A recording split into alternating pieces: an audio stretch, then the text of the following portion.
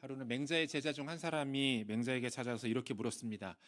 스승님, 온 마을 사람들이 다 그를 가리켜서 향원이라고 부르며 그를 칭찬하는데 왜 스승님은 그를 가리켜 덕을 훔치는 자라고 말씀하십니까? 그래서 향원이라는 말은 마을에서 신실하기로 소문이 난 사람, 마을 사람들에게 인정받는 사람이라는 뜻입니다. 정확하게는 모르겠지만 맹자가 마을에서 유명한 어떤 사람을 비난하면서 비판하고 다녔던 것 같습니다. 제자의 질문에 맹자가 이렇게 대답했습니다. 맹자왈 오 사이비자. 이 뜻을 해석하면 이렇습니다. 맹자가 대답했다. 나는 겉으로는 그럴듯하지만 실제로는 전혀 그렇지 않은 것을 미워한다. 이 대화에서 우리가 알고 있는 사이비라는 단어가 나온 거예요. 닮을 사, 이을 이, 아닐 비자를 사용합니다. 이 사이비라는 말이 한자어였더라고요. 닮았으나 실제로는 그렇지 않은 것, 겉과 속이 다른 것, 표리부동한 것을 가리킬 때 그거 사입이다 이렇게 말한다는 거죠. 맹자의 이 비판은 특정한 개인을 향한 것은 아니었습니다. 당시 지식인들, 관리들 그리고 고위공직자들은 자신이 마치 성인인 것처럼 덕이 있는 사람들인 것처럼 행동했지만 정작 그들의 성품, 그들의 실제 삶은 전혀 달랐습니다. 이러한 당시의 모든 기득권층을 향하여 맹자가 날린 일침이었던 거죠. 당신들은 언행일치하지 않는다. 겉과 속이 다르다라고 비판하고 있는 거예요. 이렇게 보면 이 사입이라는 단어는 우리가 흔히 사용하는 요란한 종교 집단, 광신적인 이상한 집단에게만 사용하는 용어는 아니죠. 저와 여러분도 얼마든지 사이비가 될 수 있습니다. 겉으로는 목사인 척, 성도인 척, 입으로는 복음과 진리를 말하고 있지만 정작 그 삶과 중심이 말하고 보여지는 것과 거리가 멀다면 그것은 사이비 목사고 사이비 성도라는 거예요. 언행 불일치, 그것을 넘어서 신행 불일치, 믿는 바와 실제 살아가는 바가 맞지 않고 서로 다르다면 그것은 사이비입니다. 예수님께서 유대 종교 지도자들을 그토록 미워하시고 비판하신 이유도 이것이었죠. 그들이 사이비였기 때문입니다. 하나님을 섬기는 척했지만 사실은 그렇지 않았어요. 이 편 참 무섭죠. 사이비. 하나님을 섬긴다라고 말은 하고 그렇게 교회에 나오고 직분도 맡고 여러 가지 일들을 감당하고 있지만 실제 그 사람의 마음 깊은 곳, 실제 그 사람의 평상시의 삶이 그가 말하고 겉으로 드러나는 것과 다르다면 우리 주님께서 그것에 대하여 질책하신다라는 거예요. 만에 하나 우리에게 이런 모습들이 나타나고 있다면 죄송합니다. 저와 여러분들은 사이비입니다. 오늘 우리가 성찬의 은혜에 참여하기에 앞서서 우리 스스로에게 이 질문 던져봐야 한다고 생각합니다. 나는 겉과 속이 같은가? 내가 고백하고 내가 추구하는 이 신앙의 삶이 진짜 내 삶의 현장 가운데 그대로 나타나고 있는가? 하나님 앞에 나의 진짜 모습은 어떠한가? 사람이 보는 그런 겉모습 아닌 우리 주님이 나를 바라보시는 그 중심은 어떠한가? 진지하게 돌아보고 점검할 수 있어야 한다고 생각합니다. 고린도 교회는 여러 가지로 문제가 많았던 교회였습니다. 공동체 내부에 분열이 있었고 성적인 문제가 있었습니다. 교회 내에서의 다툼이 세상 법정으로까지 이어지면서 큰 논란이 되기도 했죠. 그 중에서도 고린도 교회가 갖고 있었던 가장 심각하고 커다란 문제, 다름 아닌 우상 숭배의 문제였어요. 일부 고린도 교회 성도들이 이교도들의 신전에서 열리는 잔치에 참여하고 있었기 때문에 그렇습니다. 바울은 이것에 대하여 강력하게 비판하며 꾸중합니다. 그것은 엄연히 이방 신들에게 드려지는 제사이다. 그러므로 너희들이 그곳에 가는 것은 우상을 숭배하는 것과 다르지 않다라고 이야기했어요. 그러자 일부 성도들은 바울의 이 말에 두 가지 근거를 제시하면서 반박합니다. 첫 번째는 그것은 단순한 헬라 문화적 요소일 뿐이다라고 말해요. 쉽게 말하면 문화라는 거예요. 뭐 이런 것까지 문제를 삼습니까? 단순한 문화입니다. 단순한 행사일 뿐입니다. 그냥 좀 넘어갑시다. 이렇게 반응했던 거죠. 여러분 이것은 마치 일제강점기에 일본이 강요한 신사참배가 그것은 단순한 정치 행위일 뿐이지 종교는 아니다라고 그것을 받아들였던 사람들의 모습과 다를 바가 없습니다. 그렇지 않습니다. 일부 고린도 교회 성도들이 참여했던 그 축제에는 당시 사람들이 신으로 숭배하던 미의 여신 아프로디테, 전쟁의 신 아레스, 다산과 부의 여신 아르테미스, 대장장이신 헤이스토스 등 온갖 신을 상징하는 신상들이 곳곳에 세워져 있었고 그 앞에 절하며 예물을 바치는 무리들이 가득했습니다. 단순한 문화가 아니었어요. 축제가 아니었습니다. 이교도들의 예배 자리였고 제사의 자리였어요. 그것은 분명한 우상 숭배였던 것이죠. 또한 그들이 내세웠던 두 번째 근거는 바로 성찬이었습니다. 이들은 성찬에 대해서도 커다란 오해를 가지고 있었어요. 그것은 무엇입니까? 자신들은 이미 성찬에 한번 참여한 적이 있었기 때문에 이교도의 제사에 참여하고 그곳에서 음식을 먹고 이방신들을 향한 제사에 참석한다 할지라도 성찬에 특별한 영적인 면역 효과 같은 것들이 있어서 그 모든 영적인 오염을 막아줄 것이다라고 생각했다라는 거예요. 이것은 성찬에 대한 성경적인 접근이 절대로 아닙니다. 자기 멋대로 해석해서 적용하고 있는 거예요. 성찬에 먹고 참여하는 것을 마치 특정한 주술적 행위가 있는 것처럼 미신적 신앙 행동처럼 그들은 오해하고 있었다는 거예요. 실제로 이러한 이교도적 접근, 성찬에 대한 잘못된 생각들이 고린도 교회 안에 가득 차 있었기 때문에 바울은 고린도전서를 통해서 성도들과 교회에게 성찬이란 무엇인지를 정확하게 설명해 주고 있는 것이죠. 먼저 바울은 이 세례의 역사성과 상징성에 대해서 이야기를 합니다. 본문 1절과 2절을 우리 같이 읽도록 하겠습니다. 1절 2절입니다.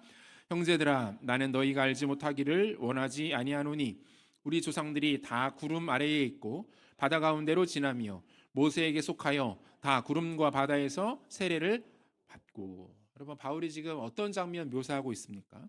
이스라엘 백성들의 출애굽, 특별히 그 중에서도 홍해를 건너가는 장면에 대하여 묘사하고 있어요. 이 장면을 묘사하면서 어떻게 소개합니까? 이것이 마치 세례 받는 것과 동일하다. 이렇게 설명을 합니다. 여기서 말하는 구름과 바다는 모두 성령을 뜻합니다. 그들이 성령 아래로 지나가며 세례를 받는 장면이다라고 말하고 있는 거예요. 여러분 상상력을 동원해서 한번 머릿속에 이 장면을 좀 그려보세요. 애굽을 출발한 이스라엘 백성들이 홍해 앞에 멈춰 섭니다. 그들의 앞을 홍해가 가로막고 있었어요. 뒤에서는 바로의 정예병들이 맹렬하게 추격해 오고 있었습니다. 사면 초가의 상황, 갈 데가 없어요. 어떻게 합니까? 모세가 홍해 바다로 손을 내밀자 홍해 바다가 갈라지면서 그 한복판으로 길이 났습니다. 그리고 이스라엘 백성들은 갈라진 홍해 바다 속으로 걸어 들어갑니다. 자, 이 장면을 애굽의 위치에서 바라본다라고 생각해 보세요. 애굽에 서서 이스라엘 백성들이 애굽을 빠져나가서 홍해 앞에 섰다가 홍해로 들어가는 장면을 보고 있다라고 생각해 보십시오. 뭡니까? 한 무리의 백성들이 바다로 빠지고 있는 거죠. 바다로 들어가는 거예요. 물속으로 들어가서 더 이상 보이지 않게 된 것입니다. 세례받는 장면이죠. 세례는 물속에 사람이 완전히 잠기는 의식입니다. 원래 성경에서의 이 세례는 한 사람을 물속에 완전히 잠겼다가 다시 일으킵니다. 그래서 보통 침례라고 부르죠. 하지만 장로교 전통에서는 이 의미만을 가져와서 여러분 보신 것처럼 머리 위에 물을 조금만 부어서 세례를 베풉니다. 하지만 침례교를 비롯한 다른 교단 중에서는 실제로 침례 받으시는 분들을 물속으로 직접 넣었다가 꺼내는 의식을 직접 하기도 합니다. 이게 뭡니까? 한 사람을 물 속에 잠그는 것입니다. 그 사람의 존재가 일시적으로 사라지는 거예요. 숨도 쉬지 못하고 아무것도 볼 수 없는 상태로 그를 밀어넣습니다. 그리고 다시 그를 일으킵니다. 의미가 있죠. 뭡니까? 그가 죽었다가 다시 살아나는 거예요. 죽었다가 살아나게 된 존재에는 온몸에 흠뻑 물이 젖어 있습니다. 이전과는 다른 상태, 다른 존재가 되어서 다시 물속에서 일어나는 상태가 된 것이죠. 이것이 바로 이스라엘 백성들이 홍해 바다로 들어가는 세례 의식과 같다라고 바울이 설명하고 있는 거예요. 물속으로 들어간 이스라엘 백성들이 다시 물 밖으로 나옵니다. 자, 이제 가나안 땅의 관점에서 이들을 보자고요. 가나안 땅에서 이스라엘 백성들의 모습을 보았을 때 어떻게 보일까요? 홍해 가운데 잠겨 있었던 이스라엘 백성들이 홍해를 가르고 육지 위로 올라오는 것을 보게 됩니다. 한 무리의 백성들이 바닷속에 잠겨 있다가 그 안에서 걸어 나오고 있는 것이죠. 여러분, 이 장면은 세례가 무엇인지를 가장 정확하게 설명하는 성경의 놀라운 은유이기도 합니다. 이스라엘 백성들이 구름과 바다 가운데에서 세례를 받았다라는 것은 무엇을 의미합니까? 노예의 땅, 저주의 땅, 죽음이 가득했던 애굽에 대하여는 죽은 것입니다. 애굽에 대하여는 죽은 거예요. 그곳을 떠났을 뿐만 아니라 애굽의 생활과 애굽의 문화, 그곳에서의 삶의 방식에 대하여 이스라엘 백성들이 이제는 죽은 겁니다. 실제로 애굽 땅에서 본 이스라엘 백성들의 모습은 뭐였어요? 그들이 바다로 들어갔잖아요. 더 이상 보이지 않게 된 거예요. 애굽에 대하여는 죽은 상태. 반면에 하나님의 땅, 약속의 땅, 가나안에 대하여는 어떻습니까? 살아난 것이죠. 존재하지 않았던 한 무리의 백성들이 물속에서 가나안 땅을 향하여 살아 올라오게 된 것입니다. 과거 애굽에 대하여는 죽고 하나님의 약속 가나안에 대하여는 살아난 것. 이것이 이스라엘 백성들이 홍해를 지나면서 받은 세례 의식이었던 거예요. 세례는 그리스도와 함께 죄에 대하여 죽고 예수의 부활의 능력을 힘입어 완전히 새로운 모습으로 다시 태어나게 되는 것을 말합니다. 우리 개인에게 적용해 보면 그렇죠. 과거 죽음과 죄와 저주, 어두움에 대하여는 죽은 것입니다. 그것과 관계가 없는 삶이 된 거예요. 그리고 예수, 부활, 생명, 영생, 은혜, 소망에 대하여는 다시 살아난 상태. 이것이 세례의 진정한 의미인 줄로 믿으시기를 바랍니다. 바울은 이 사실을 이렇게 설명해요. 갈라디아서 2장 20절 말씀인데요. 우리가 한 목소리로 같이 읽겠습니다. 내가 그리스도와 함께 십자가에 못 박혔나니 그런즉 이제는 내가 사는 것이 아니요 오직 내 안에 그리스도께서 사시는 것이라. 이제 내가 육체 가운데 사는 것은 나를 사랑하사 나를 위하여 자기 자신을 버리신 하나님의 아들을 믿는 믿음 안에서 사는 것이라. 자, 고린도후서 5장 17절에서는 또 이렇게 말합니다. 같이 읽겠습니다. 그런즉 누구든지 그리스도 안에 있으면 새로운 피조물이라. 이전 것은 지나갔으니 보라 새 것이 되었도다. 이 두 말씀을 한번 조합해 볼까요? 바울의 강조점이 지금 어디에 있습니까? 예수 그리스도를 주로 고백한 사람들이 어떤 사람들이래요? 이미 그리스도와 함께 죽었다가 다시 살아난 사람들인데 살아나서 보니 이 존재가 전혀 다른 새로운 피조물로 변화되었다. 이렇게 말하고 있는 거예요. 그래서 예수님은 실제로 니고데모와의 대화 속에서 어떤 표현을 사용하십니까? 거듭남, born again. 다시 태어난 한 인격에 대하여 말씀하시죠. 여러분, 이 말은요. 이전에는 조금 부족했는데 하자가 있었고 뭔가 깨어짐이 있었는데 그것을 잘 보완해서 좀 좋게 만들었다. 부족한 부분들을 더 채워서 업그레이드 시켜 놓았다. 이 말이 아닙니다. 거듭남, born again이란 뜻은 이전의 존재는 완전히 없어져 버린 거예요. 죽어버린 거예요. 이 땅에 없었던 존재가 된 겁니다. 그리고 전혀 다른 새로운 존재가 태어나게 된 상태. 이것이 세례를 통하여서 예수 그리스도를 믿는 믿음을 통하여서 변화되어진 인격의 모습이라고 성경은 설명하고 있는 거예요. 그러므로 이전으로 돌아가고 싶어도 갈 수도 없고 돌아가는 것 자체가 불가능하고 돌아가서도 안 되고 돌아갈 필요도 없는 것. 여러분, 이것이 구원받은 하나님 백성의 삶이고 존재입니다. 이런 차원에서 본다면 광야를 지나던 이스라엘 백성들의 모습은 얼마나 어리석습니까? 그들이 조금만 힘이 들고 조금만 어려우면 했던 투정과 불평이 뭐였습니까? 애굽에 있었을 때는, 애굽에 머물렀을 때는, 그때에는 과거를 추억하고 그것을 미화하기 시작합니다. 어리석은 모습이죠. 예습성으로 돌아가려는 욕구가 계속 그들 안에 나타났다는 거예요.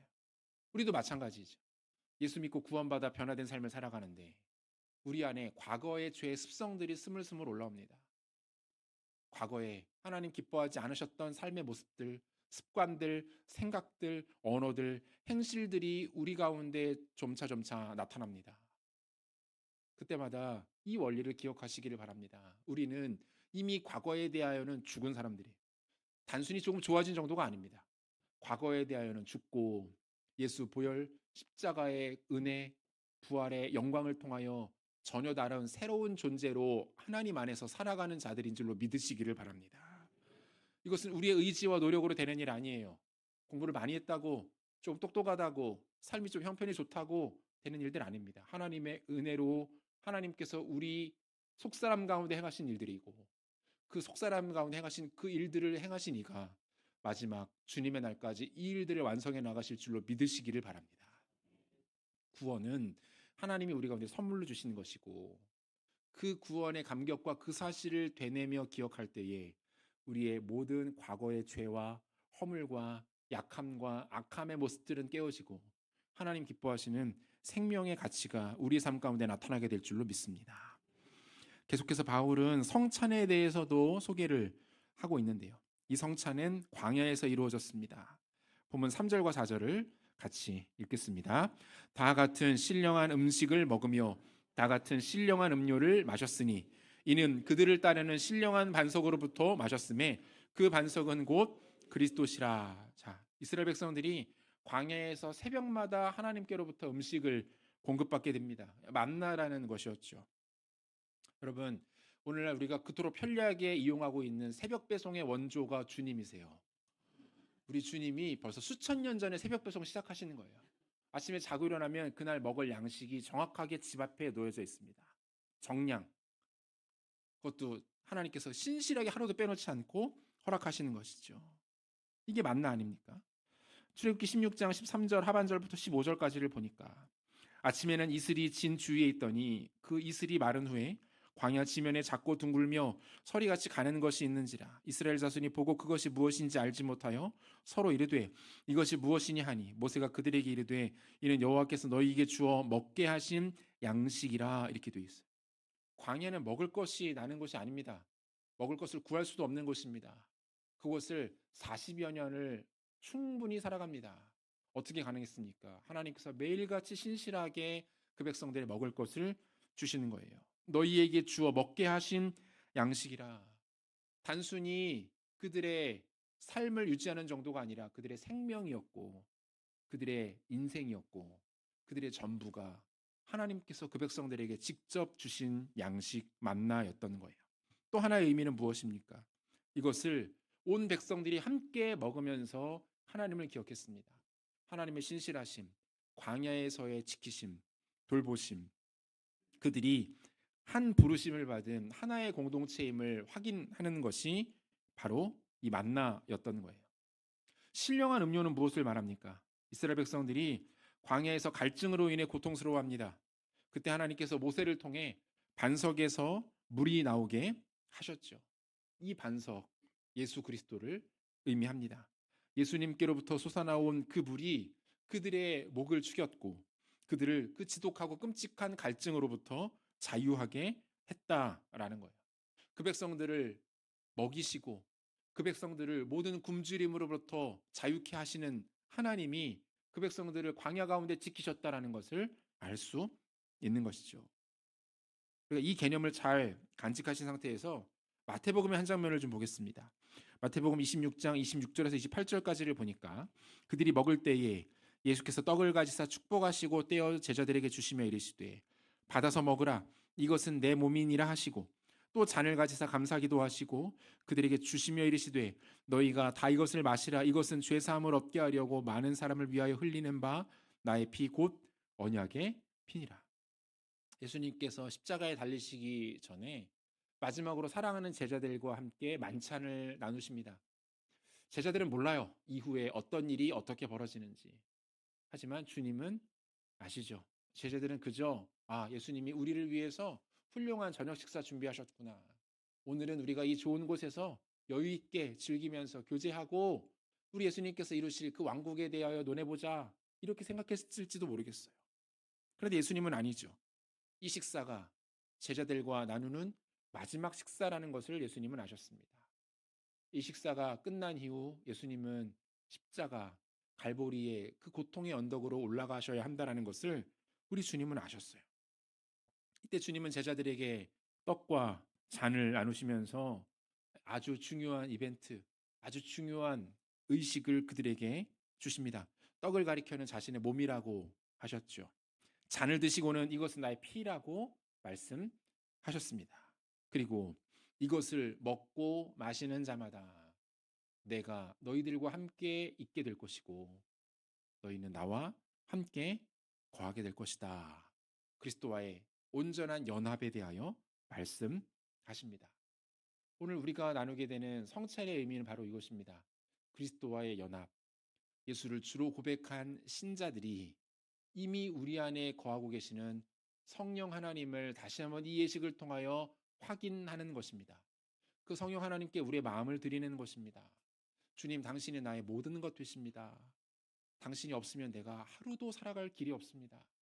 하나님의 은혜로 내 인생이 여기까지 왔고 앞으로도 이어지게 될 것입니다. 주님을 신뢰합니다. 주님을 사랑합니다. 주님의 영광을 꿈꿉니다. 이것이 바로 성찬에 참여하는 우리의 마음이 되어야 할 것입니다. 5절 이후를 보면 바울이 분위기를 반전시켜요.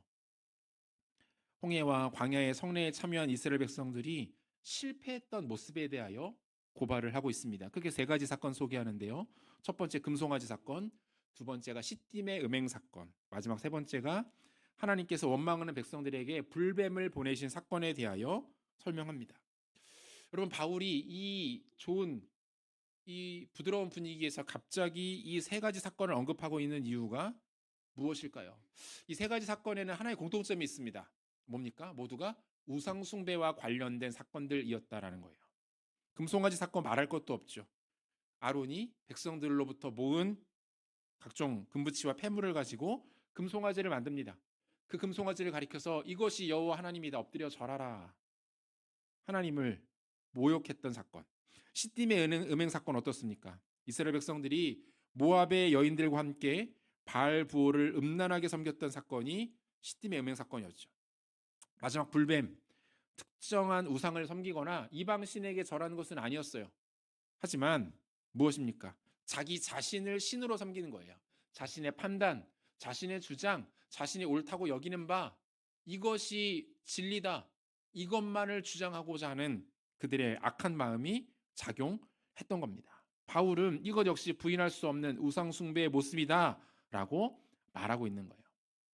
여러분, 왜 바울은 성례, 즉 세례와 성찬에 대하여 성경적으로 한번 정리를 해준 이후에 그 다음에 분위기를 바꿔서 우상 숭배에 패역했던 모습들을 고린도 교회에게 설명하고 있는 것입니까?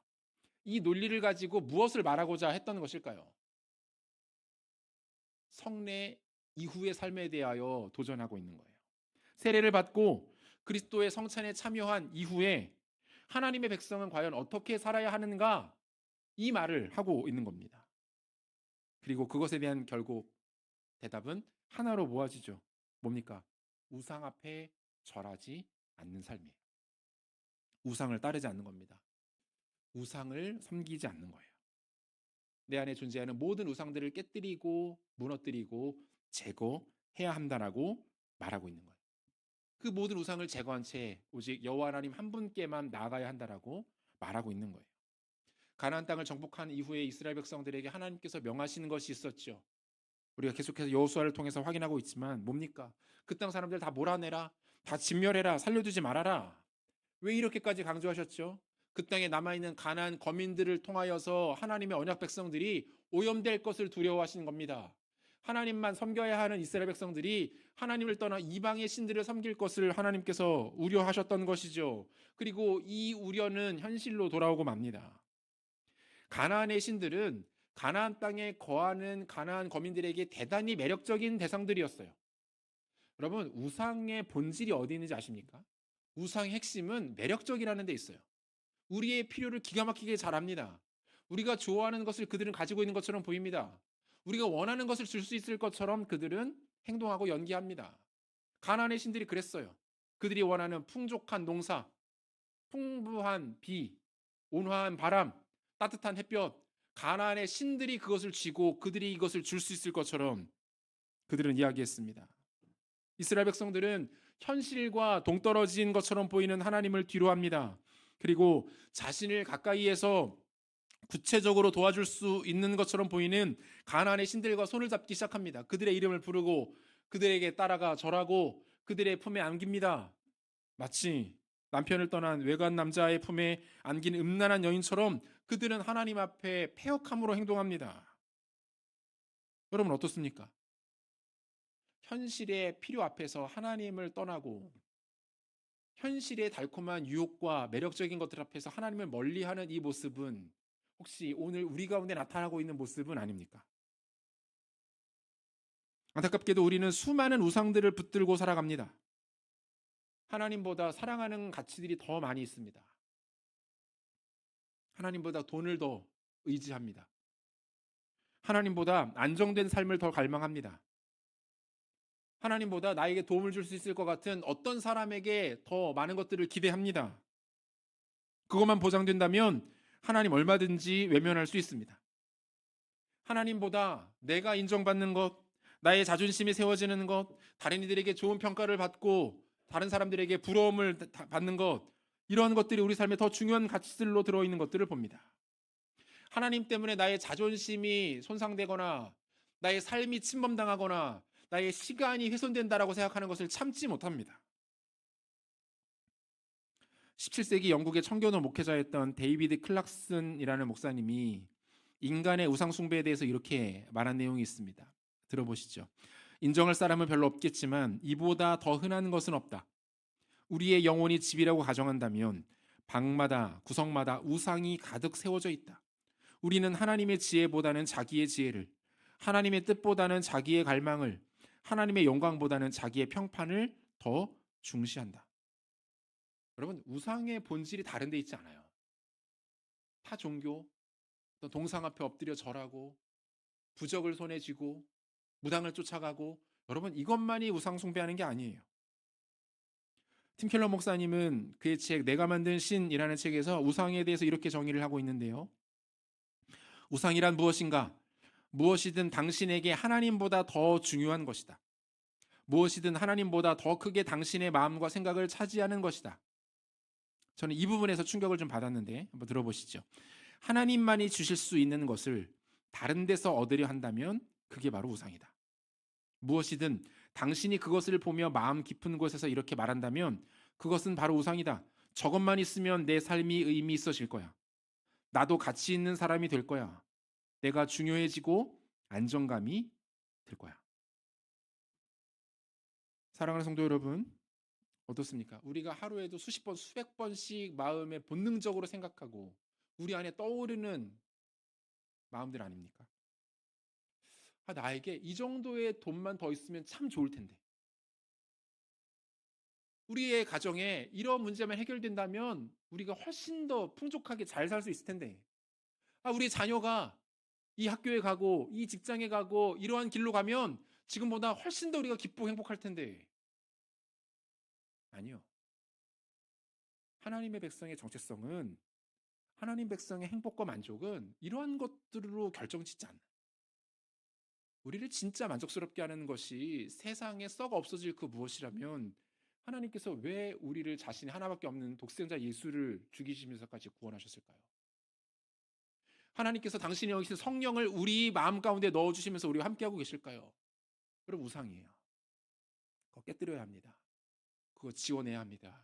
끌어내야 합니다. 하나님보다 더 귀한 것은 없고 하나님보다 더 의미 있는 것은 없으며 하나님보다 우리를 더 행복하게 하고 충만하게 하며 만족하게 할 수 있는 것은 이 땅에 없음을 믿으시기를 바랍니다. 사랑하는 여러분, 이러한 생각들 속에서 우리는 우리의 주님을 우리의 삶의 중심에 다시 모셔드려야 합니다. 우리 삶의 보좌에 다른 것이 있어서는 안 됩니다. 내 자아가 들어있어서는 안 돼요. 사랑하는 우리 자녀가 그곳에 있어서도 안 됩니다. 물질이 있고 건강이 있고 형통이 있고 만족이 있어서도 안 됩니다. 우리 삶의 보좌에는 지금도 살아계신 예수 그리스도, 우리를 영원한 복과 생명으로 인도하시는 하나님 아버지, 오늘도 우리와 함께 하시면서 충만케 하시는 성령님만이 우리 마음의 보좌에 있어야 하실 줄로 믿습니다. 이 시간 성찬 앞에서 우리가 이 마음을 하나님 앞에 정리하기를 원합니다. 하나님, 지금 내 삶 가운데 가득 들어차 있는 것은 무엇입니까? 내 삶의 보좌를 차지하고 있는 것은 무엇입니까? 단 하나, 하나님만이 내 보좌 가운데 거하여 주옵소서. 말씀 맺으려고 하는데요, 은혜로운 성찬의 자리에서 주께서 우리에게 물으십니다. 나로 인하여서만 만족할 수 있겠니? 나 하나면 충분하겠니? 내가 너와 영원히 함께 할 것인데 나 하나만으로 너의 삶을 가득 채울 수 있겠니? 주님의 이 질문 앞에 예, 주님 그렇습니다. 당신 한 분이면 충분합니다. 예수님이면 그 무엇도 부족함이 없습니다. 라는 이 위대하고 아름다운 고백으로 반응하시는 지혜로운 성도님들 되시기를 우리 주 예수 그리스도 이름으로 축원합니다.